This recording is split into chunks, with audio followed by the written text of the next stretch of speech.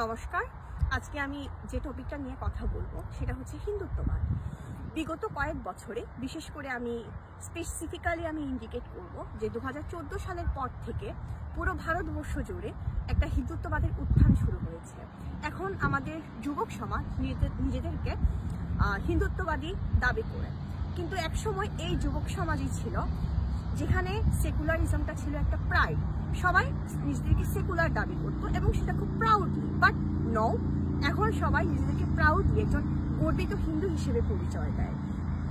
যদিও এটা আমাদের সবার জন্য একটা গুড নিউজ এবং আমরা খুব আনন্দিত যে আমাদের যুবক সমাজে এই পরিবর্তনটা আসছে, কিন্তু এই অতিরিক্ত হিন্দুত্ববাদ মাঝে মধ্যে মাথা ব্যথার কারণ হয়।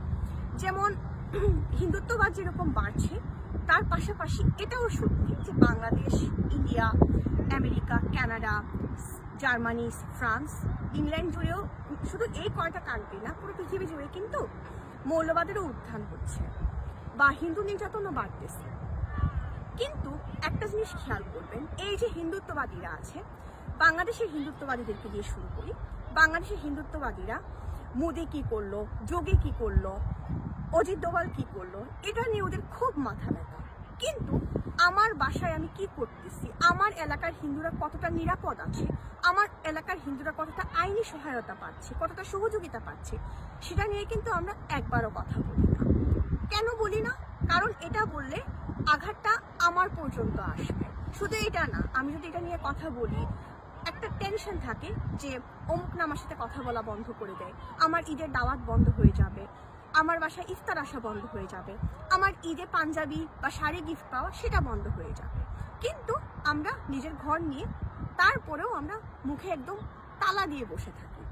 ঠিক তেমনি পশ্চিমবঙ্গের হিন্দুরা কেনাডাতে কেন মন্দির ভাঙা হইল, ইংল্যান্ডে কেন ক্রমাগত একটার পর একটা এরকম ইস্যু হচ্ছে, ফ্রান্স জার্মানিতে কেন এই রকম হচ্ছে, কেন বাংলাদেশের হিন্দুরা ভীতু, কেন ওরা প্রতিবাদ করে না, এটা নিয়ে আমরা খুব চিল্লাপাল্লা করি।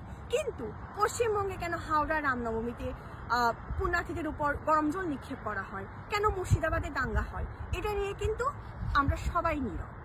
শুধু এটা না, ইংল্যান্ড, কানাডা, জার্মানি বা ফ্রান্সে যে হারে কলোনাইজেশন হইতেছে, আমার পরিবারের একটা বিরাট অংশ, যেহেতু আমি সিলেট থেকে বিলং করি, আমার পাড়ার প্রতিবেশীর বিরাট অংশ থাকে ইংল্যান্ডে। আমি শুনেছি ইংল্যান্ড, জার্মান বা ফ্রান্সের মধ্যে এমন হয়েছে যে একটা বাসার একটা ফ্লোর বা বেসমেন্ট, এটা হচ্ছে পুরো মসজিদ করে দেওয়া হয়েছে। আস্তে আস্তে একটা ইসলামিক কলোনাইজেশন হয়েছে। শুধু এটা না, ইংল্যান্ড বা ফ্রান্স বা জার্মানিতে গত 10 বছরে যে হারে একটার পর একটা ইস্যু হচ্ছে, আপনি ইংল্যান্ড, জার্মান বা ফ্রান্সে থাকা কয়জনকে দেখেন এটা নিয়ে কথা বলতে? কিন্তু না, আমরা কেনাডাতে কেন মন্দির ভাঙা হইল, বাংলাদেশের হিন্দুরা কেন চুপ, চিন্ময় প্রভু কেন মুক্তি পেল না, চিন্ময় প্রভুর কি দোষ ছিল, চিন্ময় প্রভুকে আসলেই রাষ্ট্রদ্রোহী, এটা নিয়ে আমাদের প্রচন্ড মাথা ব্যথা।